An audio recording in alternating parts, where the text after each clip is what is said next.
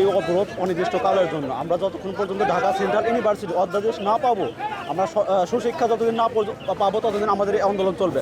এখন যদি মন্ত্রণালয় আমাদের অধ্যাদেশ দিয়ে দেয়, আমরা 2 মিনিটের মধ্যে আমরা রাস্তা পরিষ্কার করে দিব। অধ্যাদেশ না দিলে আমরা এই রাস্তা অবরোধ করে রাখবো। রাষ্ট্র যেহেতু আমাদের দেখবেন, আমরা রাষ্ট্রকে দেখবো না। আমরা আমাদের মূল ফোকাস অধ্যাদেশ দিতে হবে এবং শিক্ষার্থীদের শিক্ষার ন্যায্য মান ফিরে দিতে হবে। এই দাবিতে আজকের আমাদের শান্তিপূর্ণ কর্মসূচি। আপনারা দীর্ঘ সময় ধরে সড়ক অবরোধ করেছেন, সাধারণ মানুষ ভোগান্তি শিকার হচ্ছে, তাদের উদ্দেশ্যে কি বলবেন? আমরা তাদের এই আজকের একদিনের ভোগান্তির জন্য আমরা আন্তরিকভাবে দুঃখ প্রকাশ করছি এবং আমাদের 1.5 বছর দেখেন, আমরা 1.5 বছর ধরে এভাবে ঝুলে আছি।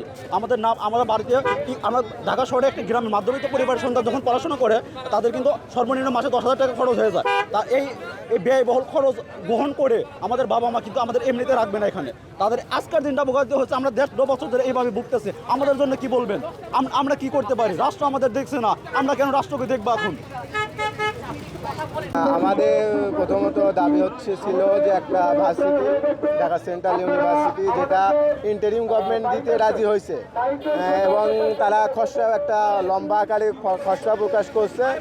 কিন্তু এখন এখানে আমাদের কিছু শিক্ষক আছে, বিসিএস ক্যাডাররা, তারা আবার সেন্ট্রাল ইউনিভার্সিটির বিরোধিতা করে তারা ওপেনলি ক্যাবিনেটে তারা একটা লেটার পেশ করেন, যার কারণে অধ্যাদেশ দিতে দেরি করতেছে। এটা আমাদের জন্য খুবই দুঃখজনক বিষয়, কারণ বাংলাদেশের ইতিহাসে এমন কোনো ঘটনার নজির নেই যেখানে শিক্ষার্থীরা ক্লাসে ফিরেছে কিন্তু শিক্ষকরা বলেছে আগে তোমাদের পরিচয় নিশ্চিত করে আসো। আমরা বারবার আন্দোলন করেছি এই ঢাকা সেন্ট্রাল ইউনিভার্সিটির জন্য, বারবার আমাদেরকে মূলা ঝুলিয়ে দেওয়া হয়েছে। আজকে এই আন্দোলন কালকে হচ্ছে যে আমাদের মন্ত্রী ক্যাবিনেটে হচ্ছে যে শেষ সভা। আমরা আপনাদের মাধ্যমে আজকে ইন্টারিম গভর্নমেন্টের চিফ অ্যাডভাইজার যিনি আছেন মহোদয়, তাকে এবং মাননীয় শিক্ষা উপদেষ্টাকে বলতে চাই, কালকের ক্যাবিনেটে যদি অধ্যাদেশ না আসে, আমরা বাংলাদেশের ইতিহাসের সর্ববৃহৎ যুগপৎ এবং অসহযোগ আন্দোলন গড়ে তুলব ইনশাল্লাহ। আমাদের যে যৌক্তিক দাবি, এটা তো তারা মানতে চাচ্ছে না। তারা তাদের মতন আর কি আছেই, সব কিছুই চলছে, কিন্তু আমাদের এই দাবি সম্পর্কে তাদের কোনো ধারণাই নেই। আমরা যে দীর্ঘ আন্দোলন করে আসছি, এত কিছু, আমরা কি আন্দোলন করবো? আমরা স্টুডেন্ট, আমরা পড়াশোনা করবো। আমরা প্রথম দিন ক্লাসে গেছি, প্রথম দিন বলে তোমরা কারা? এটা কি কোনো কথা? আমরা স্টুডেন্ট, আমরা সেন্ট্রাল ইউনিভার্সিটিতে ভর্তি পরীক্ষা দিয়ে দেন ভর্তি হচ্ছি, কিন্তু আমরা তো এই সুযোগ সুবিধা কিছুই পাই না। দেন আপনার মনে করেন যে আমাদের ম্যাম স্যাররা আর কি চেনেই না।